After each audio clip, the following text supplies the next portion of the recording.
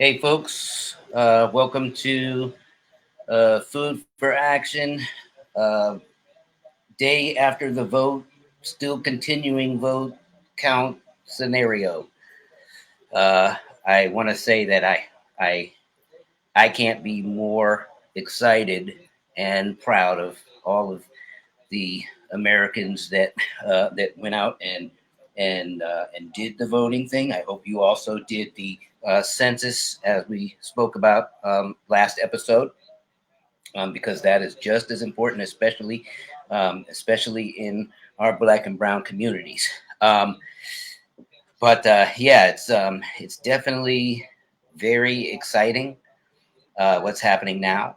It can also be very frustrating and nail biting and all that other stuff too. So I definitely understand those folks who are incredibly frustrated, and of course, my Instagram and everything blew up last night with a bunch of people, and my messenger blew up with a bunch of people expressing how Trump won. Uh, I'm not sure exactly how they deduced that from what was going on, but by the time I did fall asleep, which was very late, um, I started getting kind of muted my phone for a little bit just so I could kind of take in what was going on. Um, so, but needless to say, when I turned my phone on today, it's just a bunch of craziness.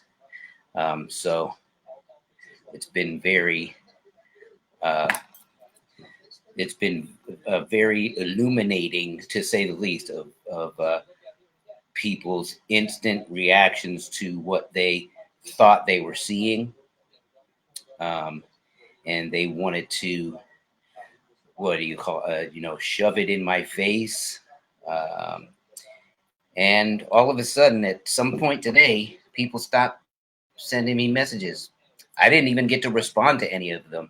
So it's very peculiar how like I said, people went from throwing all kind of shade and messages and everything else to me, and then they went straight uh, to basically not communicating anymore. So I don't know what happened that scared everybody away.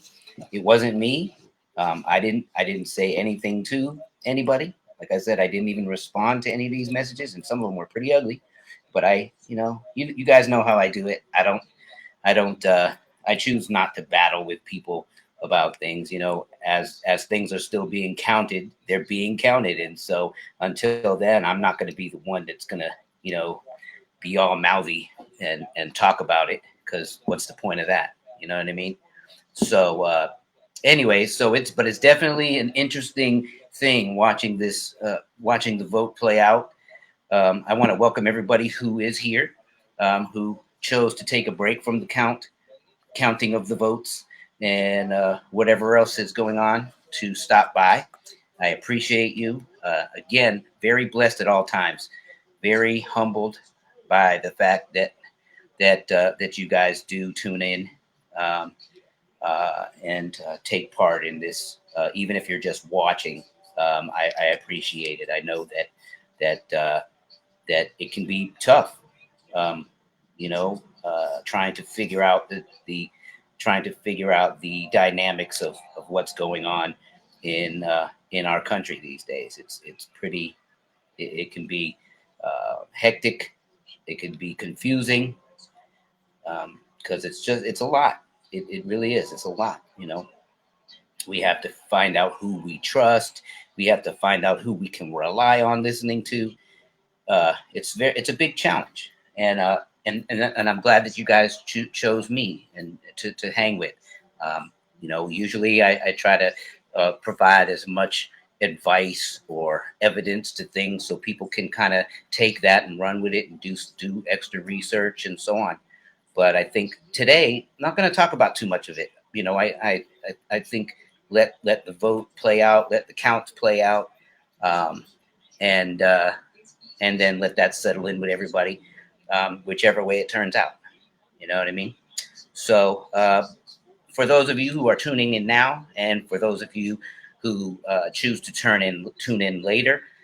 Again, welcome to Food for Action. My name is Obi Morant, and we have a special guest, David SMELTZ, who's going to be with us. Incredible story. This guy is like amazing. He's an amazing human being. He definitely had a very up and down road that he's traveled, and so I'm proud of him, and and um, I'm also hey Paige, Christopher, Norman, Douglas, how are you?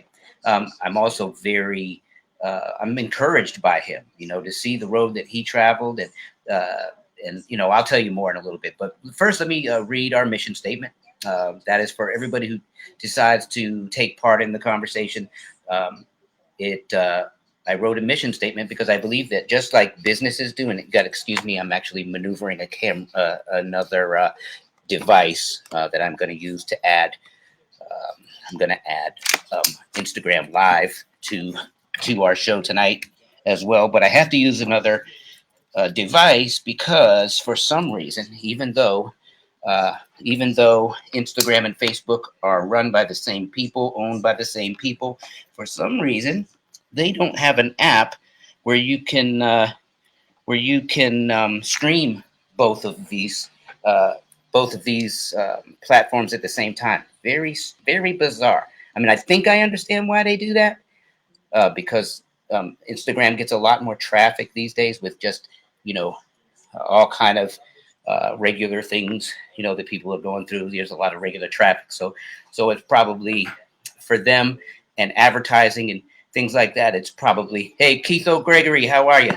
David Aaron Perez, my dog, what's up, brother? Good to see you guys, man.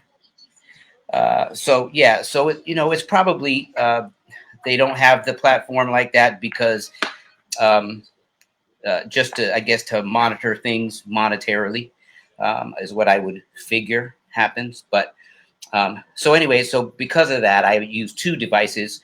Once I start my interviews now, I turn on Instagram as well. So those of you who are settled into Facebook, you can stay right here on Facebook. Those of you who prefer Instagram, you can jump on over to Instagram and join us from there once the interview starts. But as I said, let me go ahead and read the mission statement. That is, I and we acknowledge and express the racial divide, racism, oppression, exploitation, violence, systemic racism against Black men, Black women, and Black youth in the United States and all over the world. And the reason that I speak on Black folk and brown folk for the most part is just because I have to speak on my behalf. I have to speak on what my makeup is. I have to speak on the oppression and the things that I walk through as well. I always acknowledge indigenous folk and Hispanic folk and other nationalities, but I have to. I don't believe that I have been given the authority to speak for those folks because I haven't walked in those shoes or that skin, And so because I haven't because I don't walk in that with that amount of melanin or with that heritage as my background, I don't think it would be proper for me to um, to call myself speaking on their behalf. So as I will mention them from time to time, I can only speak on my makeup. My father is Black, and so that is where I have to. Um, that is where I have to initiate the conversation from, because if I don't do that, then I think I would be doing other folks a disservice because I don't understand some of the things that they have to go through. So anyways, so then it also says that I and we will proactively help create a path to a true United States in America. So I think it's important that that we all have an agreement together um, to um, on our purpose for joining in.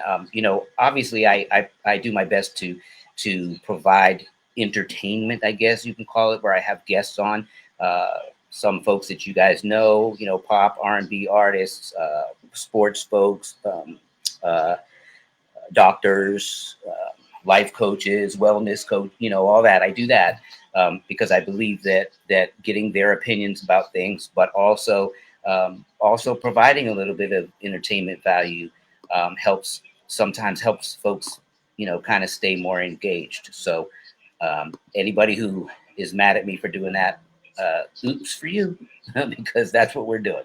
So, and I also want to apologize because for some reason the closed captions aren't coming on right now, and I don't know how to fix that here. So I'm going to have to write them. So I just want to apologize. I intentionally added closed captioning because I know some folks who are deaf, and so I wanted to make sure that they had a chance to take part in this conversation as well. So for my friends, family, Food for Action friends, family, my sincere apologies that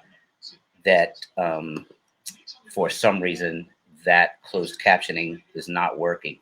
I apologize. Hey, Farhat, what's happening, my brother? Good to see you. Good to see you. So again, today we're going to kind of stray away from talking some of the politics. I'm sure you guys are getting an earful and an eyeful already. So we are going to be joined shortly by my friend, longtime friend, David SMELTZ, who he is a reggae pioneer. He is just, I see you, brother. He's an amazing dude. He's walked through extraordinary path circumstances, and praise God that he wasn't taken from us while going through all that. That he lived to endure and to help others when he came through that life, those circumstances. So I think it's awesome. So without further ado, I'm going to go ahead and bring him on and introduce you to this man. And probably for the most part, this is going to be the first time that you are going to not hear me talk so much because he has plenty to say, believe it. Yeah, I'm going to go ahead and bring him on. David SMELTZ. And whoops, one of my devices must be turned up too loud. Obi, how are you, brother? I'm doing good, man. How are you, sir? I don't know why. Well, pretty. Am I echoing over there? Sure. Huh? Not over here. Not over here. No. Oh, okay. Tell me if you can still hear me when I turn this down some. Okay. Can everybody hear me? Can you hear me? I can. David, you can hear me? Yep. Okay. You can. All right. So welcome, my friend. Thank you. I will say this before I let you go off and do it. I do have to let everybody know that the way that I met you was because when I was a youngster, now I'm Moses, but when I was a whippersnapper, I used to sneak into some of the clubs because I had friends, they just let me in. And there was a place in downtown Charleston called Michigan's, and his band, Ital, was playing, and there was the dopest reggae band. Like, I couldn't even stand it. It was ridiculous. And I was like, man, I got this. So I stood around, didn't even try to hit on girls. I stood around until I got a chance to talk to him, a couple of other guys, and get phone numbers and try to join up. And so that was how I met him. And unfortunately, we never got to link up in that fashion, but I definitely kept my eyes on them until my life got stupid. So without further ado, man, how are you feeling, first of all, with everything that's going on? Doing well. Considering everything, I mean, we have to stay pretty much focused on what's of real value. Right. Staying centered. I was going to say that I had not too long ago. Before we hooked up again, Yep. I had thought about you and wondered what you had been up to. And you know very well, once we started talking, I asked, one of the first things I asked you, if you're still playing sax, you know? Yeah. Trust me, Yeah. look here. You know you can get me on a gig anytime, bro. I don't care how much pain I'm going through. No, Thank you, that is brother. true. Thank you. I'd love Um, to. I'd love to. Man. so let me ask you the first question that I have to ask because it is across the board. It's kind of something that I use for the catalog because I think everybody has a different perception and everybody has different circumstances when it comes to this the category of racial division. And so I want to just whatever comes to your mind, your first situation that where you realized that there was something called racism in this country. You were like, something brought it to your eyes. Rather, somebody did something to you, something you saw happening, something you heard. What was it? Yeah. Interesting. You know, I would have to say when I was probably around the ages 7, 8 years old, my grandparents and my mother, you know, my dad was out of the picture at a pretty early age. Yeah. So I remember us going, we used to take vacations to like Oak Bluffs, Massachusetts, you know, and Wildwood, New Jersey, you know. And I remember going to Wildwood, like I said, about 7 or 8 years old. And I used to love going there because they had these trampolines, okay, that you could jump on. And, you know, I needed to let go of some excess energy. So it just put me on the trampolines and said, good, jump until dinner, you know. And, so I remember I'm an only child, no brothers and sisters. So it was just me entertaining myself on a trampoline. And I can remember being on that trampoline and some white teenage kids saying something about look at that nigger or something like that. Wow. Now at 7, 8 years old, I really didn't know what nigger was. You know what I mean? Yeah. Because I hadn't run into that prior to that, you know? But I knew it was something that I shouldn't be because of the way they said it. You know what I mean? Right. Disdain and laughter, you know? Yeah. And, you know, I'm a little self-conscious little kid anyway. So like, you know, after I didn't think a whole heck of a lot about it, you know? And we got home. I think I asked my mother, you know, what's a nigger? And she told me, you know, well, first she said, well, who said that, right? Yeah, well, kids in New Jersey, you know. And she got more pissed off than I did, you know, because I didn't know, you know. And she told me that. But I think that was the first instance of realizing that, you know, realizing that up until that point, I thought that everybody, it wasn't any kind of color type of thing, and everybody was pretty much the same. But after that incident, I remember feeling different, you know, just self-conscious, you know. And I think I started seeing more of a difference between people of color and folks who were not of color, you know. I got to tell you, I mean, I grew up in Cleveland. Well, I grew up in Cleveland, and through the first 3 grades, you know, up kindergarten, nursery school through I think 3rd grade, I was at 115th and Wade Park, you know, Rosedale Elementary School. And at that time, it was, you know, pretty much the neighborhood was mostly black. So that's all I knew with people of color, really, you know. And from there, I went to Shaker, moved to Shaker. And Shaker there's a bunch of different folks in Shaker. So I said white kids, Indonesian kids, all sorts of different kinds of kids in Shaker, you know. And I noticed there was a difference between the folks in Cleveland and people in Shaker, because I grew up around a bunch of folks who were pretty, I don't know, accepting or they may have called me things behind my back, but they certainly didn't in my face. Right, you know? right. So anyway, going back, that was the very first time I remember hearing any kind of derogatory. I appreciate your openness and honesty about that, because those are hard things to express to people. Excuse me. I know that the first time I expressed any of these thoughts, feelings, experiences, that was like a weight, you know, for me, just because of where I come from. You know, my mother's white and so on. You know, so it was way big. We'll talk about that sometime, but I appreciate that. So you said you grew up in Cleveland and then Shaker. Yeah.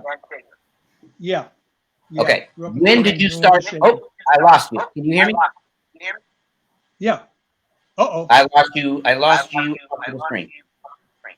Hold on. Hold on. Let me see. Well, listen, hold on. I'm going to still ask the question. So, what brought you to music? Like, is somebody in your family? Oops, he's gone all the way.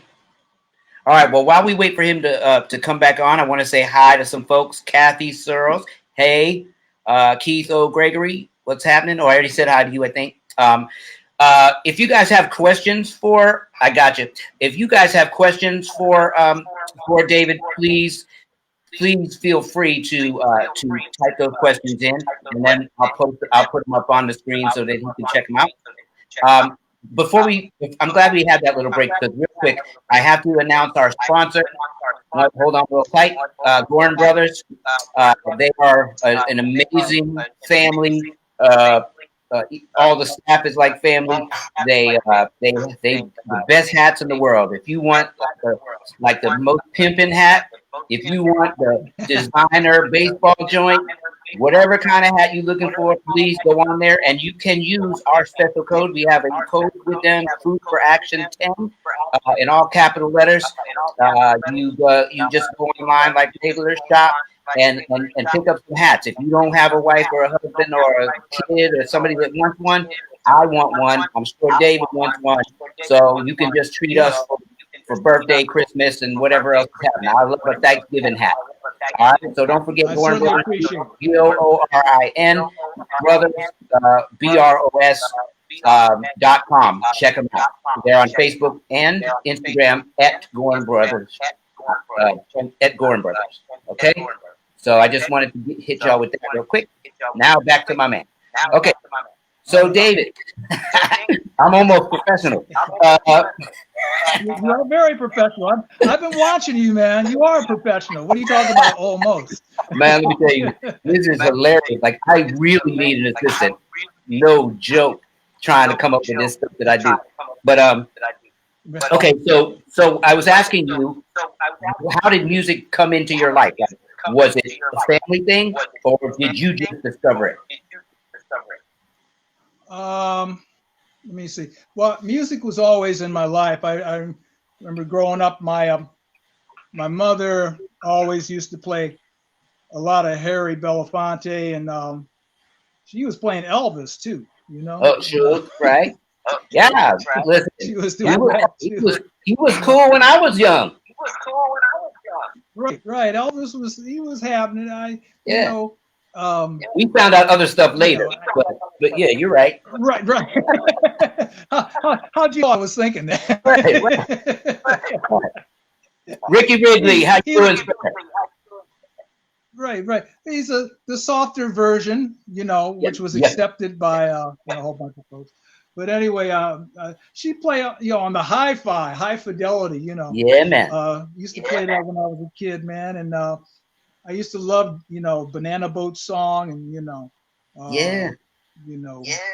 all sorts of stuff like that. And then the Beatles came out, and I started listening. I got heavy into the Beatles, man. Listening to the Beatles a lot. I can remember standing in front of the mirror, man, just bouncing up and down like this, singing "Love Me Do." True. I thought I was John Lennon for a little second or so, Right. Listen, I don't care what anybody says. They are dope still. You listen to when you listen to their music. Oh my gosh, the ingredients, the production value is ridiculous. Right.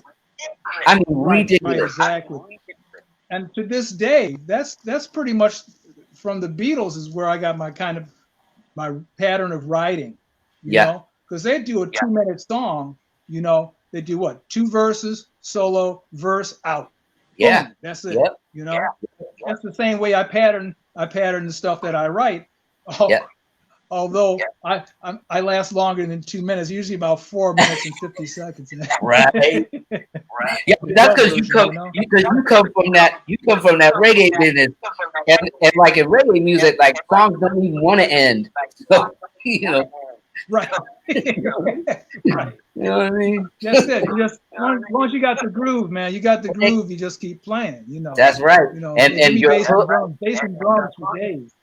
Oh, you're gone again. Some of the best hooks in the world are reggae music. Hey, where'd you go? Well, you went, but I still hear you. I don't know why we're having. I don't know if it's me that's having an issue on this because I'm in a hotel right now, so I don't know if it's my internet. It looks like I have full signal. Yeah. But if you can just hold on, I'm gonna try to refresh. Everybody, hold tight. We're not gonna be gone. We're just gonna blank out.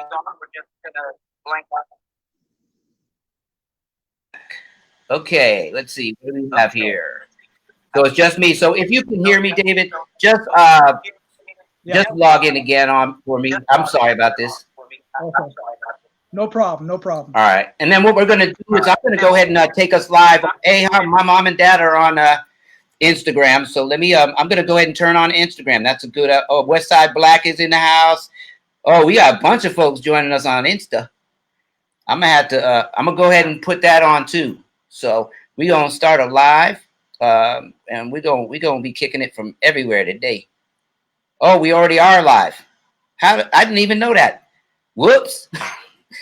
Hey, everybody on Instagram. I didn't even realize that I pressed record. So we've already been live on Instagram for a minute.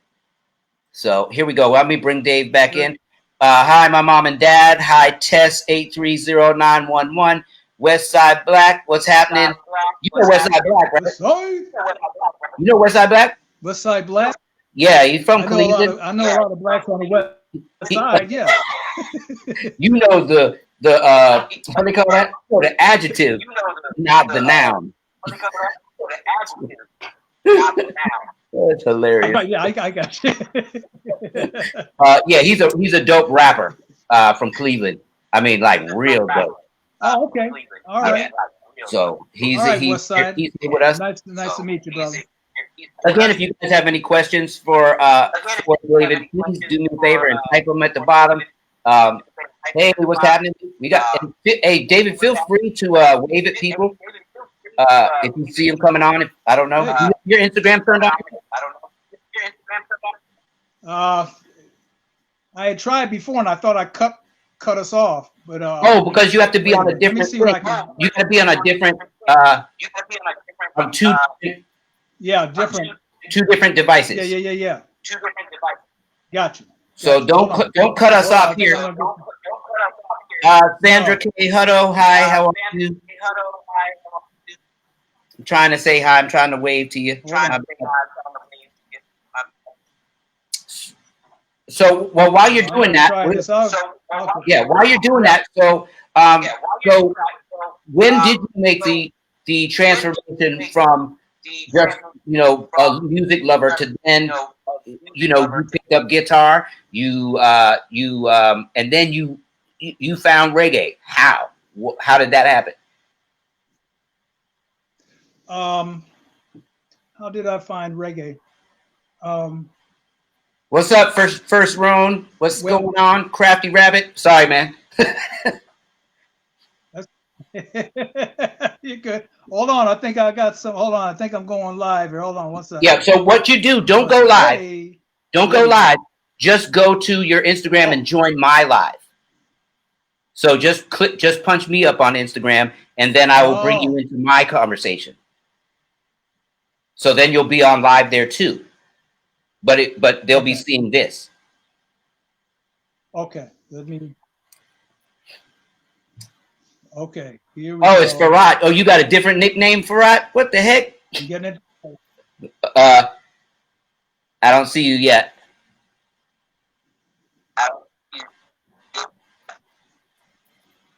Okay, got it. What's up? Are you on Instagram? You there? Oh, now I got you. Okay, hold on. It takes a minute sometimes. Yeah, I see you. All right. Yeah, I'm inviting you. I see you. Okay, hold on. Go live. Okay, here we All go. right, cool. Hold on, let me turn this There we down. So now whoops, you gotta turn the volume down on your Instagram, okay? Okay, we're down. Hold on, let me turn this down. How's that? Okay, so hopefully everybody can hear us on both of these places now. Oh, that's your artist name for Farhat? I got you, brother. Okay, so again, I want to thank everybody who's tuning in to both these places. We're trying to make it all work. I am still trying to figure out. I'm wondering why the same people that own Facebook own Instagram, but yet they don't have a shared app to live stream together. So that's funny. Am I echoing over there on your end, David? Yeah, I'm trying to turn my get my volume down here, but hold on. Let me try this. Let me try the volume. I'll keep the volume on Instagram and I'll cut the phone off. How's that? Just try it. See what happens. As long as I don't lose your volume on Facebook, then we're fine. Is that good? Yeah, I can hear you. Oh, now I can't. I can't hear you no more. How about now? Yes, I can hear you now. All right, cool. Okay. So I'm going. I'm gonna write. Let me ask you this. Facebook about this. Okay. Okay, so tell me about the reggae transformation. A reggae transformation. Yeah. Because you weren't doing reggae at first. No, I started listening to reggae probably, let me see, probably in the 60s when I heard like My Boy Lollipop by Millie Small. I heard it on Wixie 1260. I didn't really know what it was about, but I knew I liked it. Then I heard songs like from Desmond Decker, like the Israelites, and I was digging that, and Book of Rules they were playing, in the 60s. It wasn't until probably mid 70s when I went up to Boston. I hitchhiked up to Boston with some friends of mine and saw some more friends. I was about 17, 18 years old. And there was a movie at in Camden Square. I think it was, and the movie was The Harder They Come with Jimmy Cliff. Yeah. Okay? So I was checking out, we went to the midnight movies. Of course, we got primed for that and went to the midnight movies. True. Checked out Jimmy Cliff. True. And saw a bunch of Jamaican artists, man. I fell in love with Jimmy Cliff, with the music, because I'm hearing all the stuff that I was familiar with when I was listening to, Desmond Decker. But I'm really digging the sound, right? Yeah. The Harder They Come, and then I'm seeing like Toots, Toots and the Maytals in there singing Reggae Got Soul. Oh, what a loss. Huh? What a loss. Yeah, I know. Toots, yeah. Yeah, man. He was, we opened for Toots a couple of times, and that must have been a blessing. Great loss. Yeah, most definitely. I started listening to. Of course, I went out and bought the album immediately. I started trying to play some songs like Johnny Too Bad. By the Slickers, right? Yeah, man. And yeah, that's the good stuff, And what I really liked about reggae is that I taught myself how to play guitar, and I could play a G, C, and a D all day long, right? and everything I heard was G, C, and D. Even if it wasn't G, C, and D, I heard it in G, C, and D. And I played it G, C, and D. You know, the order may have changed, but I played it that way. Hey, listen, so can I that's when I really first. No, go ahead. I'll tell you in a minute. Go ahead. Okay, that's when I really first started playing reggae and started to love it. Then I remember going after we saw the movie, went back to my friend's house and said, "Oh, well, if you like reggae, you should listen to this." And he had Catch a Fire album, you know, with Bob Marley. Yeah, Bob. The original one, you know, with the lighter that you could flip up like that. What? On the album cover, the lighter. So, you know, so we listened to that, and I just fell in love with reggae. Excuse me one second. One second. Hey, Amanda, how are you? I'm glad you're with us again. I haven't seen you in a minute. Coach Norm Jones. Norm Jones. Yeah, you see him. What's up, Norm? So I try to, since I'm still small fries around here, I try to make sure I say hi to as many people as I can catch with my eyeballs. So. Right on. I want to say hi to Norm. Norm, what's happening, brother?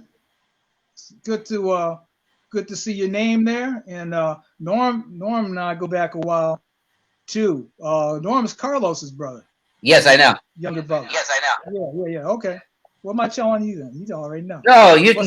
You're fine, bro. We don't all know who we all know. Right. Some folks think we do, and sometimes we act like we do. Right, exactly. I try not to do that, you know. Sometimes. I only got a few more brain cells left up in here, brother, man. They remember some faces, you know what I'm saying? They'll remember a face, but they just won't remember the name. You know? Can't connect the synapse. I saw some pictures that I have to ask you about later. So don't let me forget that. All right. No, nothing bad. Just with some people. Oh. Yes. Yeah. Okay. I thought you might be trying to blackmail me. No, man, I'm not here to blackmail you, brother. Blackmail, yeah, but not blackmail. Yeah. Okay, so you made this transition to music, and you just all of a sudden it was like fire. It was obviously natural. It was like blood in your system.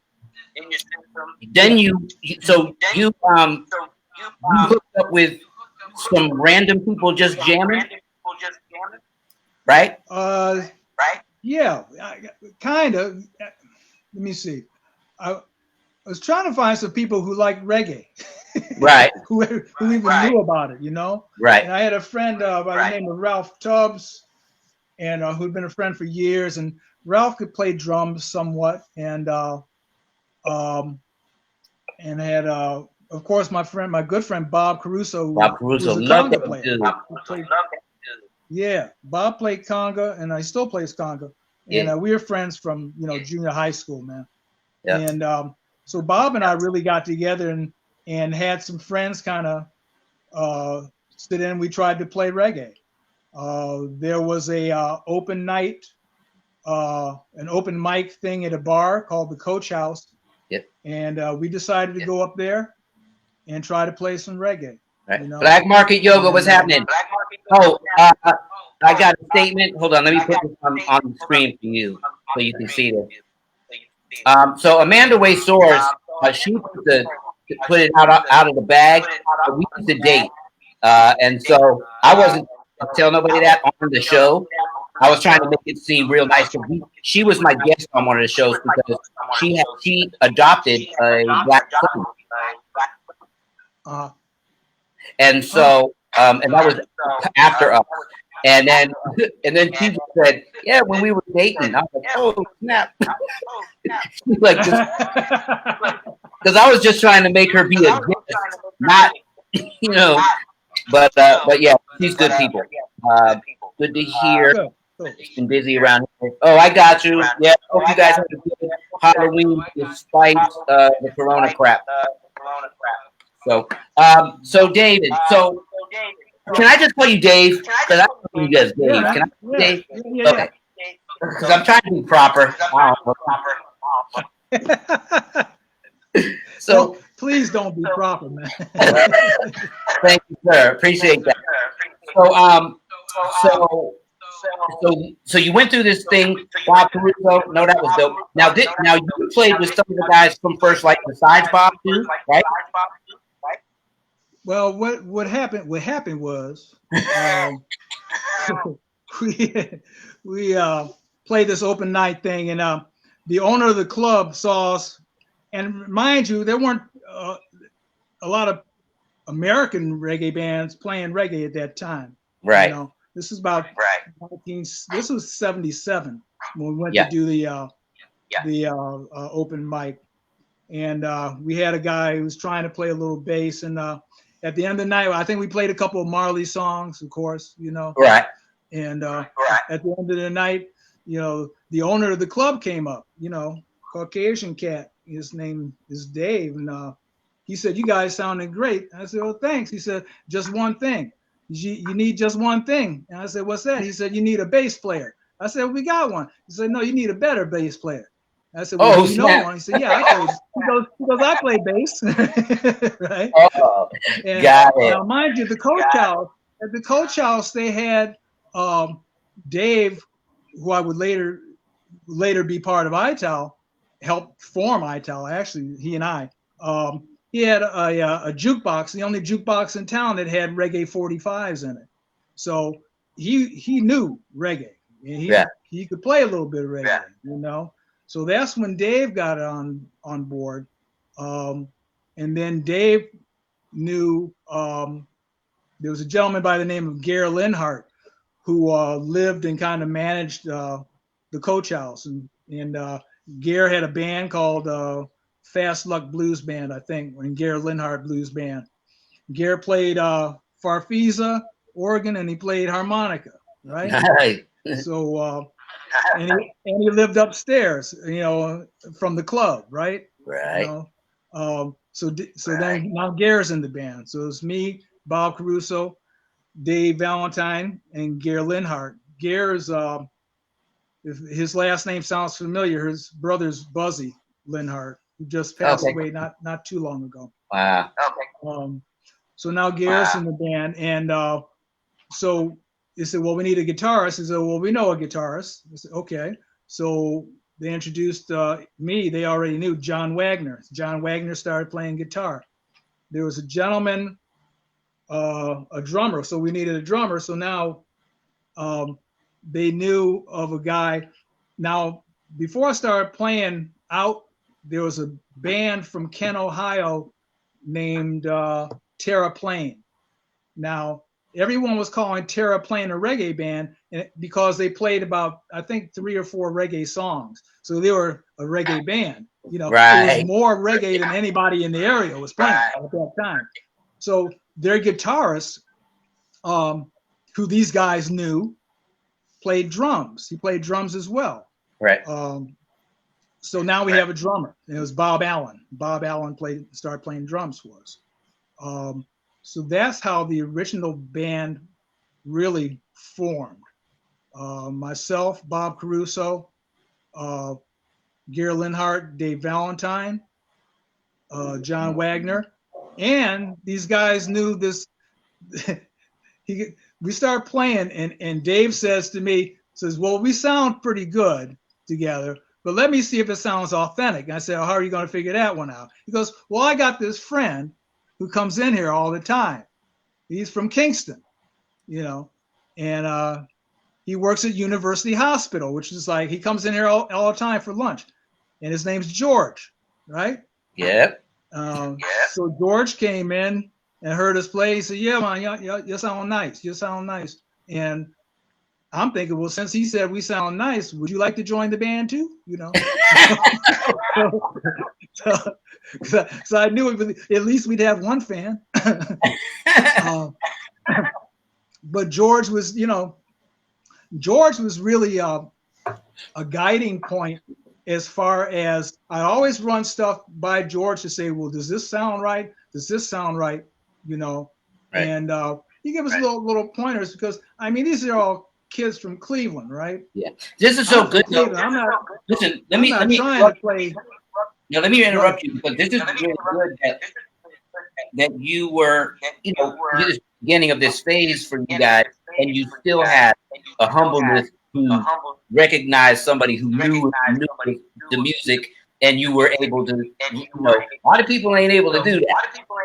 You know, once you feel like this is your project, you don't want somebody else talking about, well, maybe this, maybe that. You know what I mean?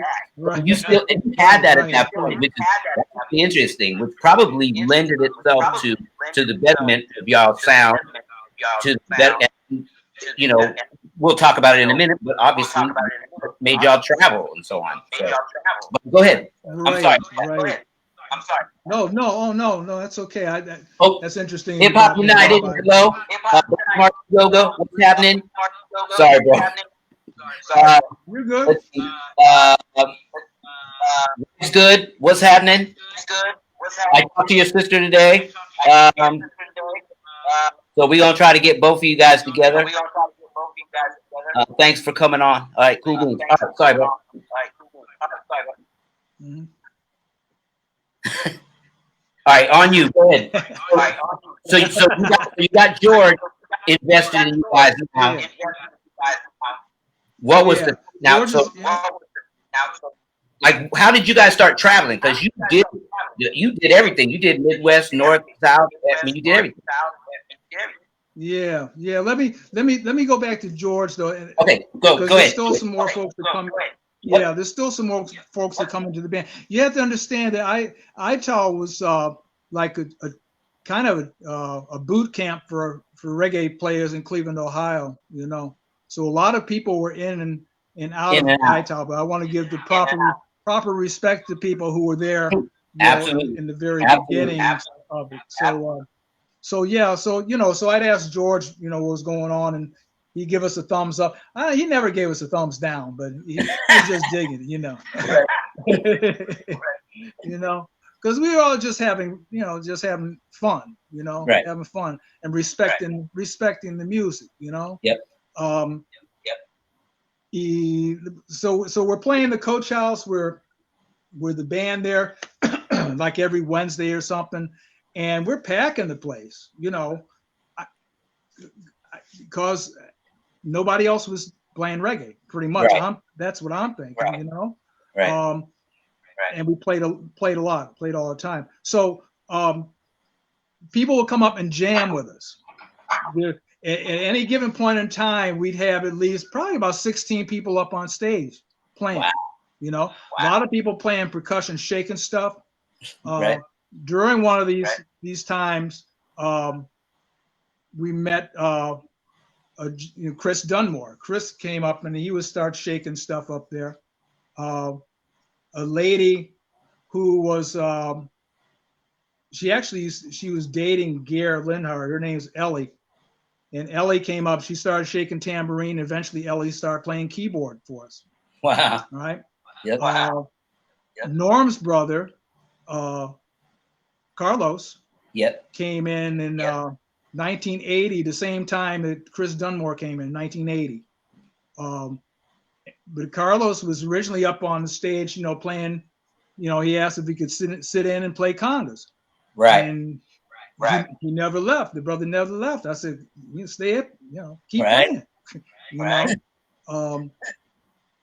So all integral members of the band, you know. Hey, guy. Sorry, bro. No. Go ahead. Oh, I'm done. Okay. We had a guy who started playing horn too for us by the name of Steve Maurer. So I think those are all. And we went through a few different drummers after Bob Allen. Yeah. There was a guy named Danny, who was a jazz drummer.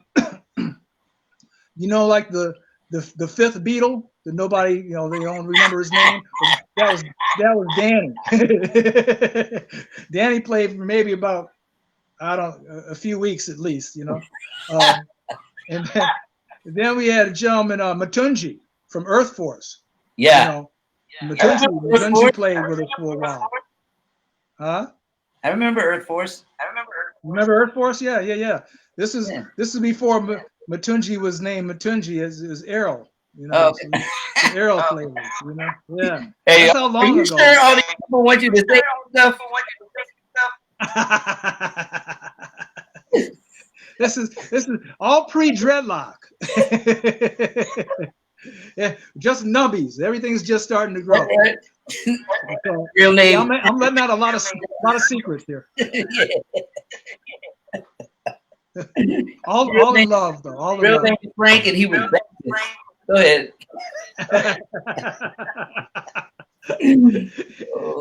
Also known as, yeah. So anyway, so now you're talking about the traveling stuff. We, I think the first few gigs we went down to Columbus, Ohio, played Ohio State, played like in front of Shakey's Pizza. Yeah. We got paid in, I think we got paid in beer that night. You know, but who cared? Right. I didn't care. Beer, right. You know, we were just having fun. You know, I really started getting interested. The more I dug into reggae and Rastafari, the more interested I got into Rastafari. The name of the band came about, you know, once we started playing, because we didn't have a name for a little while. And once we started playing, everybody said, well, what should we name the band? And I was looking through a Penthouse, and they had that issue of Penthouse. I was like some real cultural reading I was doing. At that issue of Penthouse, they had a special section about Jamaican patois, right? And they were talking about Marley too. And so I'm looking in there, I'm looking at all these words, and I see this word ital, and it says, oh, ital, natural. And I kind of like that, yeah. So I come the next day, and we're rehearsing some songs at the Coach House, and Dave goes, anybody got any names? And I said, yeah, how about ital? Oh, what's that mean? I told, oh, yeah, natural. And another guy, I think Bob Allen goes, well, I was thinking about naming it Sea Cruise.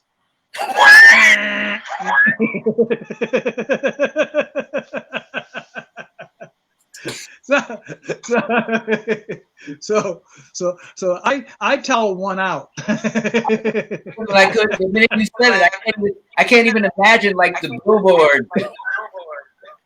And like, who's gonna know? It's like it doesn't identify with nothing. Right. Wow. You know, intentions were good. Yeah. Intentions were good. And if we were going to be playing the Holiday Inn, and that'd be fine, and I'll wear like cummerbunds and stuff, but that wasn't it. Flowery shirt and stuff. Right. So anyway, that's how the band was named. We started going to Columbus. We started traveling around. We got a gig down in Athens, Ohio. And I don't know how we got there. I can't remember exactly. But once we got down there, things started to really blow up. They really, really enjoyed us down there, Down in Athens, we met a gentleman by the name of Phil. And Phil had a record shop called Sinbad, where he'd sell reggae albums down there in Athens. Phil had a brother-in-law who was able to book us in a whole bunch of places going up the North Coast and coming back down. Yeah, we hooked up with Phil and started doing some shows for Phil down there. Had T-shirts come through him, I think, and our album, finally the album came out, had the albums go through there. So we really started traveling around then, all the way up as far north as Toronto, and all parts in between, and then all the way back down to, Hilton Head. Yep. And Savannah, That's crazy. Columbia, I always look forward to y'all hitting Charleston, boy. That was like, that was awesome. Like, that was the best show every time y'all come through. I know. You like Charleston was one of our favorite places. some of the grooves was like, yo, like I said, the song could last forever. You know what I mean? Yeah. And it's just like, man, you know. And I didn't even smoke weed. Right. Well, you didn't have to. You know, right. Interesting you say that, because when I first, now I was a pothead from junior high school. All right, you know. But when I started playing reggae, I remember telling my mother, I said, you know, I don't even feel like drinking or smoking pot. Well, I didn't admit to the smoking pot thing, but I said, I don't even feel like drinking. And like she didn't know, right? You know? Right. Right.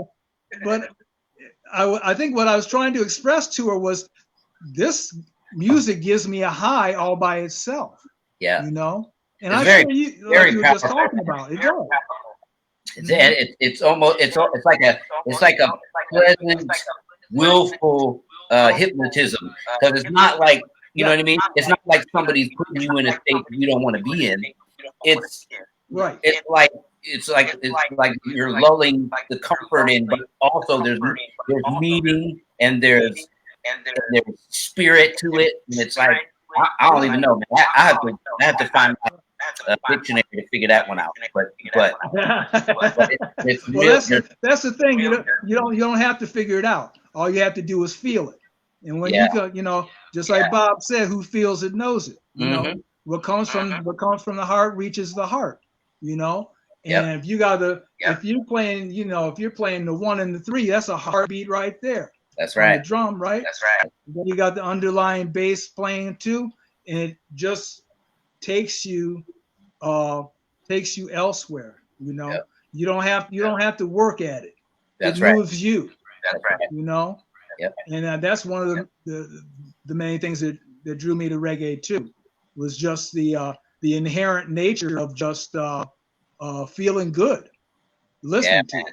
You know? And it definitely did that, man. You guys, let me tell you something. The group that you guys became by the time I saw you, yo, I'm like, I don't even know how y'all didn't have 12 record deals. Like, you know what I mean? Y'all were freaking, y'all blew. It was like, I don't even know, man. It was so powerful every time.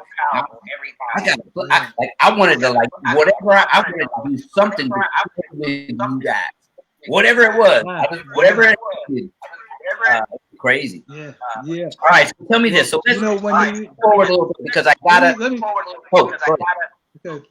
me can I say this one little thing? Once again, about giving respect to people in the band. By the time you would start seeing us at Miskins, did you see us on what was that, Market? Was that Market? Yeah, that's right off the Market. Right off the Market. Yeah. Oh, no, Market Street. They moved it. It was right on Market Street. Yes. Right. Okay. Because there was we originally right across from the Market is when we first came down to Charleston. Yeah. But then moved to like Bay or something, East Bay or something. Yeah, it moved over like around the corner. But first time I saw you guys, I was right next door to a place that I was playing with my dad. Okay. Remember Cafe 99 down the street? Oh yeah. That was on Market. Yeah. Sure. I was playing there, and I like snuck out and missed the whole going back on stage part. My dad was pissed. Man. So I wanted to mention that later, a lot of the time playing down in Charleston, once again we went through different formations, and even no matter who left the band, the constants were myself and George. Right. George and I were always there. Okay. So there was a time when we had a gentleman by the name of Phil Myricks playing bass. I went to regroup the band. Big dude? Yeah. Okay. Phil was, man, the most awesome bass player. Listen. Phil could play anything. He was left-handed and he played bass upside down. That dude was ridiculous. I mean, upside down. He didn't restring it. He played upside down, and he played good excellent. No, he was a beast. Dude, man, let me tell you. Anyway, so Phil was a solid member. Phil, and these are folks that I met in Kent, Ohio, because there came a time where I had to get some new band members. So we went to Kent, and Phil played bass in a blues band. He introduced me to Keith McFerrin, who was a drummer. None of these guys knew how to play reggae. Didn't know how to play reggae at all. Right. We go and rehearse, and I'd say, well, play this and play that and play this, and give them some tapes. And that was the beginning of it. And they just caught on, wouldn't let go. Guy by the name of Davy Fields. Davy Fields was the best guitarist I have ever seen. He's unfortunately passed away. Davy Fields was playing with us. I mean, there's been tons of members, man. Cammy Brown, he's passed away as well. A gentleman by the name of Dave Lyons, who used to play. You probably remember Dave Lyons. He used to play a horn and keyboard at the same time. Yeah. He'd have like a horn section, man. He'd play horn and synthesizer at the same time. It's killer. Anyway, well, I needed to mention some of those folks because I love them, and we wouldn't have been us without these members, all these members combined. Yeah, much respect for all of them. I mean, look, that's awesome doing that. You had like a true, like it became like a true musical love affair. So everybody, whether they came, it was still on point. It was you could, there's so many bands, especially the quote unquote local or regional bands, where they start these things, and then the next thing you know, when they break, when people start to move around, leave or whatever, the whole band falls apart. I didn't do that. As people came, as people left, there was a respect, there was a love. Boom, added new people, and the sound, because you were always there. You always had that love vibe with you. Like, music was cool to me, and I was just like a dude who tried, like, 17, maybe, I think, and I was trying to get down with the band. And you were cool as hell. Right. Plus, I mean, you failed to mention. I mean, your dad is, awesome. My dad is player, a man. So yes. Thank you. So you were a legend. You were a legend there anyway. Man. Yourself. But, all right. So listen. So I have to go to this part because it's your life. I want people to understand. I want people to understand the props that I gave you beforehand, because you went through some stuff. Even though you had this band that was ridiculous, like people, you know how people are, especially young folks. I want to have a band. I want to do blah blah. I want to travel around. And there always is there's always a thing that people don't know about what it takes, the strength and the push and the drive that it takes, that can sometimes become a weight, and it can really, sometimes it can transform and go over your life in a wrong way. So if you don't mind, I know for first to hold this up, this amazing freaking book, authored by yourself. You had a friend, Jennifer Coyley, Clean from Reggae to Recovery. It's an awesome book, bro, no doubt.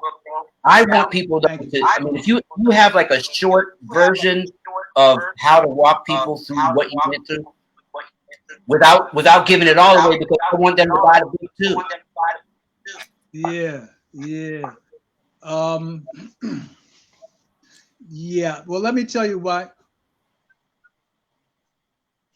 I originally wrote the book.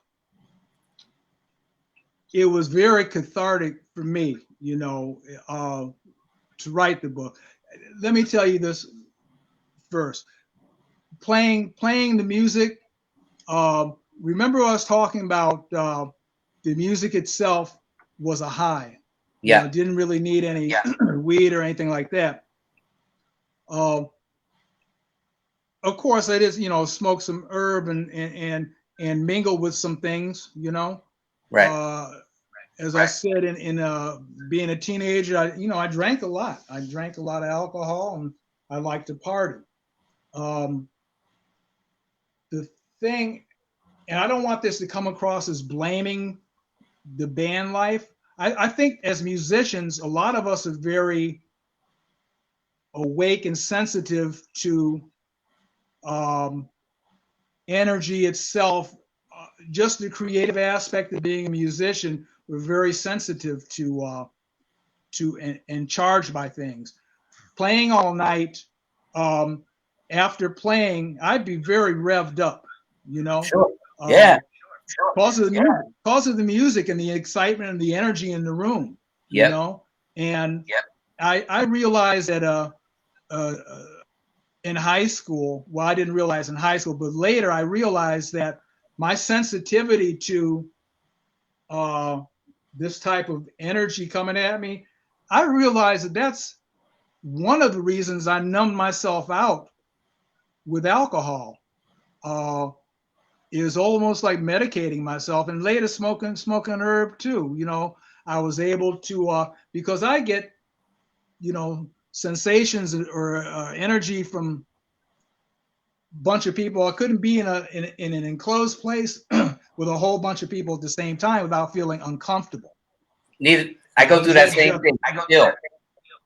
Really? Do you? Yep. Okay. Yep. Okay. Yeah. It sounds to me like all I can hear is like the sound of voices, but what they're saying, and it becomes so overwhelming. Yep, exactly. And I found that weed and alcohol helped help put a curtain in front of that for me. Right. So that I was able to talk to people, after the gig, sit around and talk to folks, and not feel like I wanted to run away because it was just too much coming at me. Right. Know? So, playing out a lot and going from town to town, I found that I started drinking a lot more to calm down after a gig, to kind of mellow out some. Yep. And then I found out that the more I mellowed out, I couldn't really talk that much well. Right. You want to start talking. Right. How do you start talking to some girl after the gig when you're right?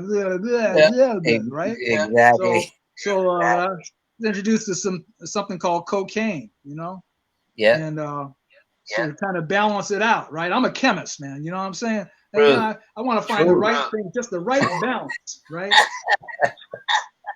I'm sorry for laughing, but I understand what you're saying. No. That's okay.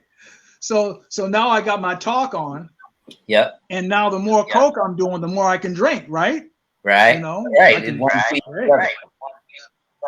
All night long, man. All night long. Wow. So starting and we're going to different cities, and I'm staying up till 8 a.m, then passing out, then playing again if we're lucky enough to stay in the same town for 3 days, playing again that evening. If we have to move, getting up, we get a late checkout, right? 11 o'clock, late checkout. Yep. Maid service, 9 o'clock. Okay. Yep. The evening experience. Thank you guys for joining us. Love you, man. Had these guys on my show, but they have a radio show, and I get some of my skills from this dude who Mach 357 who runs the show. So hopefully he's watching, and he'll invite you to come on his show too. Dope dude, awesome. All right, Frank. I think this is one of your friends that I don't know. Yeah, Frank. Hey, Frank.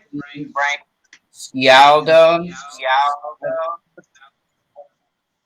I saw Norman put Ital Stew up there too. Okay, well, so thank you for everybody who's there, man. I appreciate it. I'm sorry for not interacting so much, but David has so much important stuff for folks to hear, especially if you're coming from an artistic and a musical, creative mind, because sometimes we do things a little bit different, and so we in turn do different types of changes. So go ahead, Dave, man. I'm sorry. Yeah. No, that's okay. No. So now I'm doing smoking, drinking, snorting, and all that stuff, and it helps me get the gigs. It helps me wake up, come to. Yeah. We used to call it eggs and bacon. Right? Wake up. and I thought everybody else was doing as much as I was. Come to find out, they weren't. But wow, at least that's some an of them were, awakening. you know. I know. I'm not calling anybody out now. So This is you don't my have story. you don't have to. I'm sticking to it. Right. But anyway, I eventually I became addicted to I played a full blown addict, man, snorting and going from town to town. Now, I thought it was because I was overworked that I was getting all spaced out and stuff. And now it's a blessing to be able to play music. This is something given to me by the Creator, right? Yep. A blessing. A lot of people don't have the opportunity or that blessing to be able to reach people the way we reach people, right? That's right. Yep. So I took that for granted. I took it for granted, and it wasn't until after a little while I got spaced out a lot, and I left the band one time. I was in Augusta, and I just took a plane back to Cleveland, and Wow. I needed to take a break. I thought it was playing out, but it was actually the things I was putting inside my body. Long story short, marriage, and started snorting some heroin because now I'm getting too geek. Now alcohol is not bringing me down as much as I should come down, but I found something else that could. Right. I told you I'm a chemist. I'm a chemist. Yep. What goes up must come down, right? So I started snorting. I started snorting heroin because a dude told me, listen, if you snort it, you can't get addicted. Don't listen to that. That's a lie. That is a lie. If you was in your right mind, you know that too. Right. I did it for you. Don't listen to that. Right.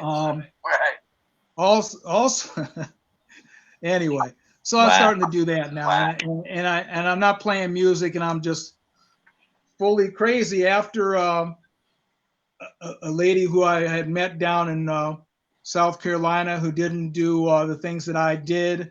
She drank a little bit after I stopped playing, and I was up in Cleveland.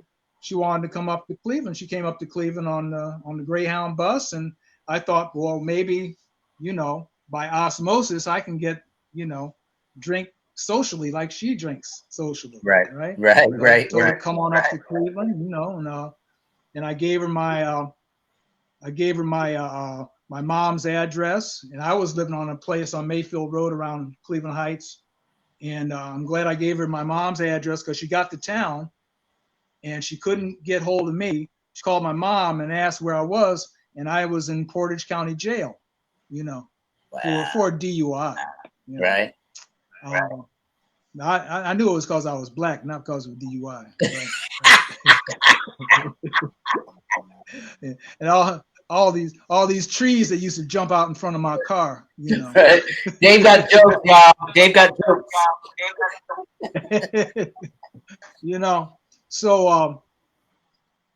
So she came to town. She met me at Portage County Jail. I said, "Welcome to Cleveland," and she said, "I got out." Long story short, we got married. Now this is after she left and she came back. Okay. We became pregnant, and we did it. Right. Now at this time, I'm saying, because I'm saying, well, what's going to help me straighten up is being responsible and having a child. Right.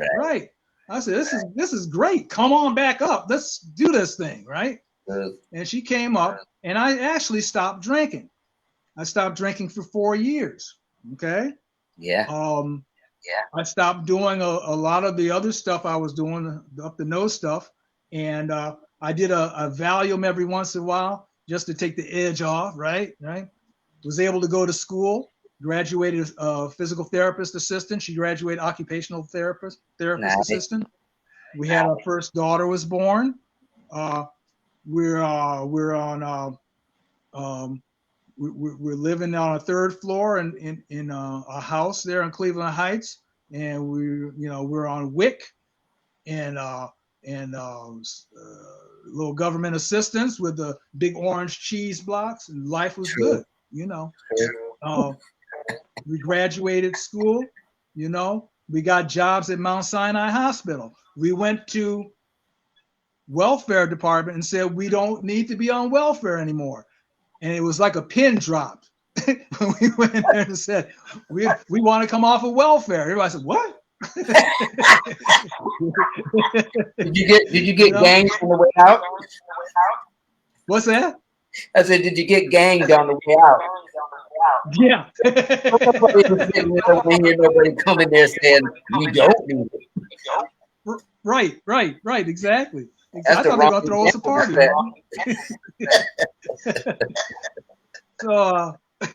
So anyway, our first daughter was born. We had nice jobs. Started working at Mount Sinai. Then we started doing other my physical therapist and her occupational therapy at different places. My mom signed for a house. She moved into the house. She sold it to us. We lived there. 2-car garage, hot tub in the back. My mom moved out, and our second daughter was born. We celebrated. My ex-wife said to me, "Let's have a party and celebrate." And this I hadn't had a drink in 4 years, mind you. And she said, "Why don't you get the band together and play in the garage?" I said, "Yeah, that's a great idea. I'll get the band back together. We'll play in the garage, and we'll make friends with the neighbors on the street." And so I called Dave Valentine, Bob Caruso, John Wagner, a guy named Sean played drums for us there.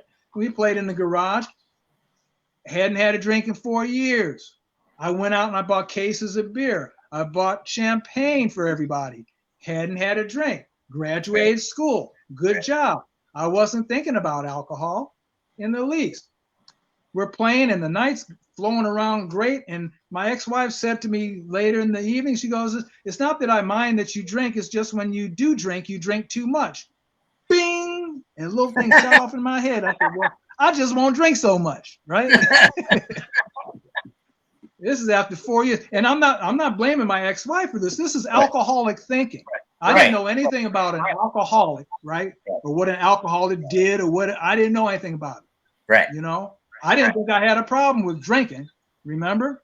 I thought I had a problem with playing music too much, right? Right. So I opened up an Amstel Light and I chugged that down and because after 4 years I was kind of dry. It tasted really good, Right. And that feeling hit me that everything is going to be all right.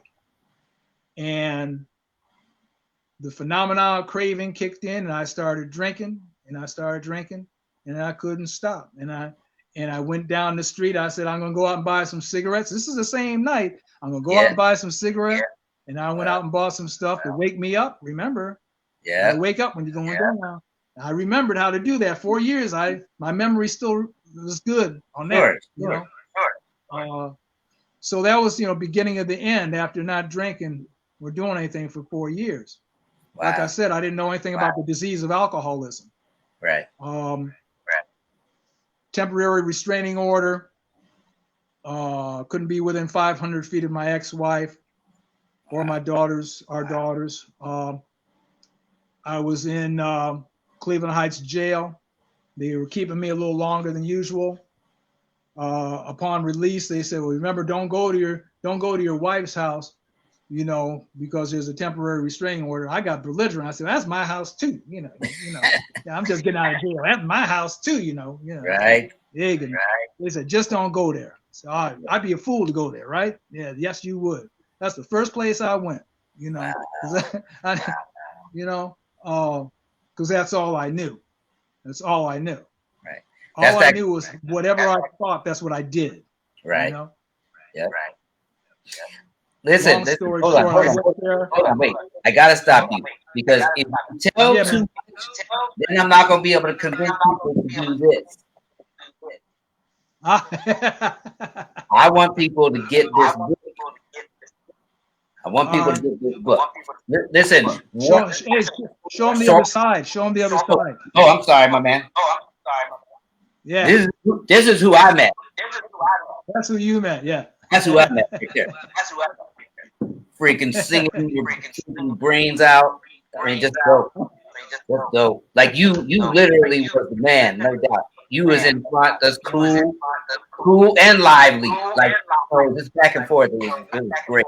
Now, so what I want to do, because I'm sure everybody's understanding the gist, but I want them to get the book clean from reggae to recovery. I want them to get this book. I'll let you tell them where to get it after you're done. But let's fast forward to, you still love music.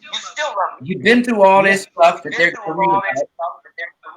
How did you, what made your way back? Because you're doing music again, and you do it with all kind of people and different forms of it and so on. I know the corona kind of slowed everybody down, but you came back to music again. Yeah. Well, I found that I had to lose everything in order to gain anything, you know. Yeah. I got sober April 20th of 2001. And heavy into 12 steps, Alcoholics Anonymous. And by the grace of God, I, celebrated 19 years in April, Amen. Amen.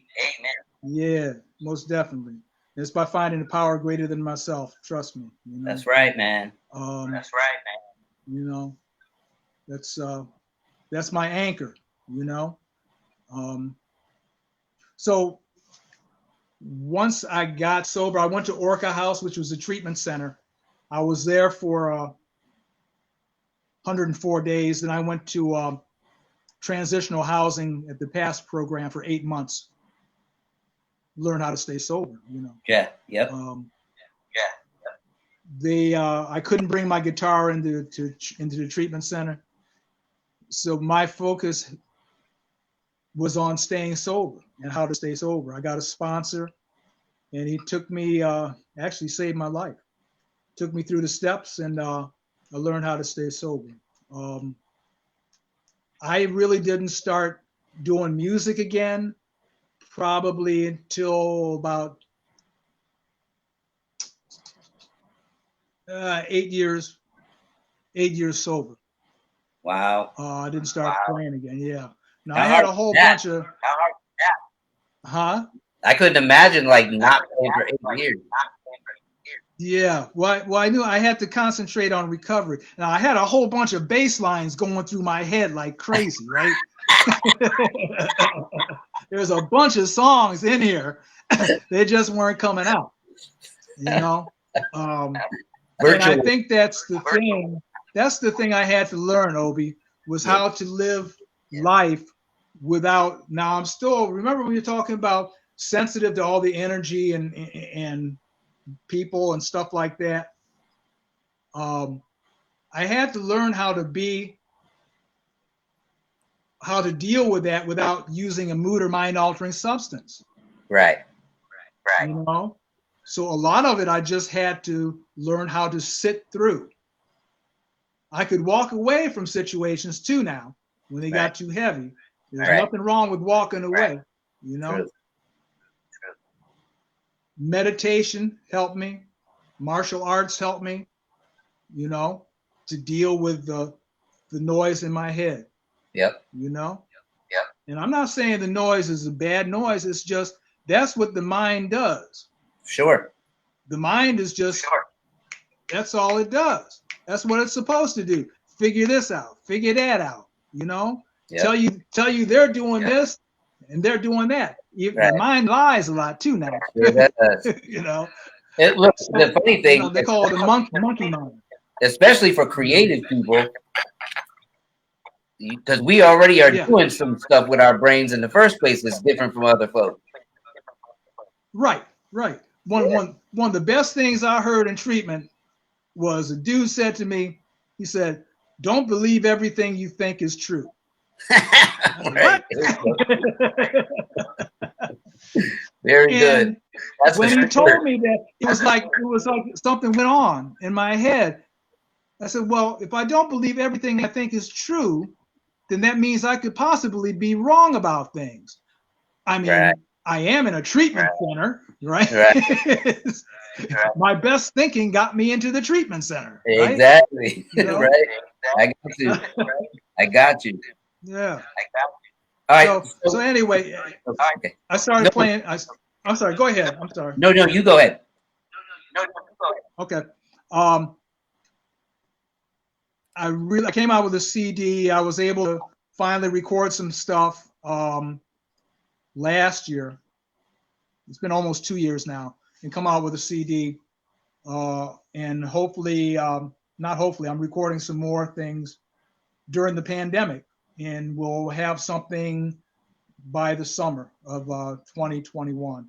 Okay, so I will interrupt you there, and I will say that I have to get like at least a third copy. Maybe not the first because you probably got family, friends, and whatever. But once you get that project together, I got to be, at least top 10 to get that project. Yeah. Did I send you a copy of your project?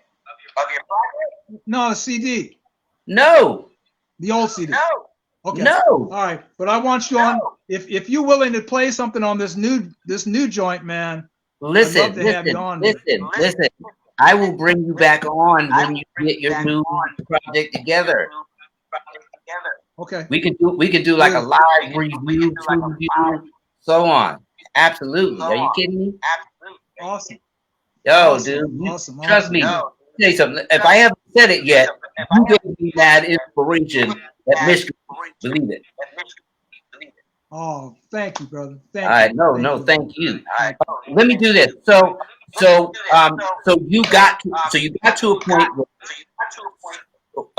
where you were talking to writing your story down, and so you again did incredible book. Let me interrupt you for 1 second. My friend Norwood is saying there's lots of feedback and it's difficult to understand us. Oh snap! What do you think that might be? I think it's the combination of these two. Right. Because the microphones don't shut down all the way. And I have my turned down all the way.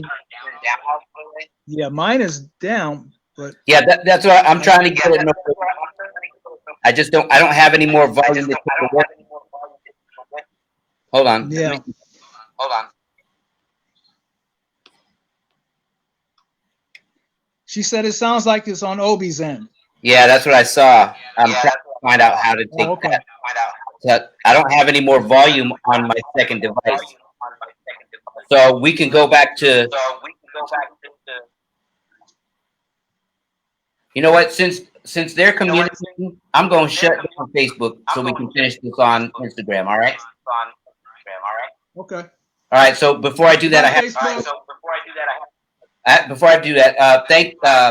thank you, Goorin Brothers, for your sponsorship partner, and I'll get back on with you guys, and after we finish our Instagram part, I'll come back and I'll talk to you guys. I love you. Peace out. Same time, same back channel. I'll be right back.